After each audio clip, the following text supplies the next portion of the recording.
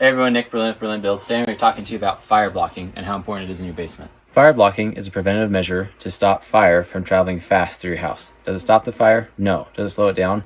That's the goal. So one of the easiest ways that you can do fire blocking is blown-in insulation.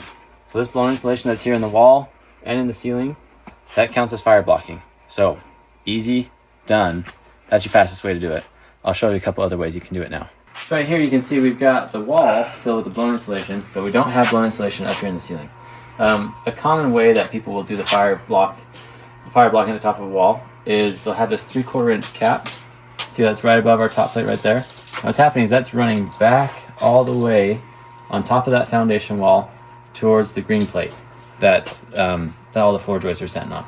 This one was framed a little bit different. These floor joists are hanging off of the foundation wall. But the prior framer that framed some of the load-bearing walls did some of these. And so that's one way that you can do it.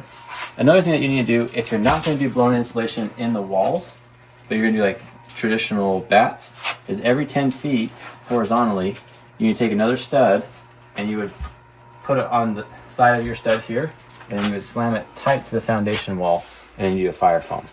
Now I'm talking about my local area codes here in Utah, so you're going to need to check your own, but these are pretty commonly done.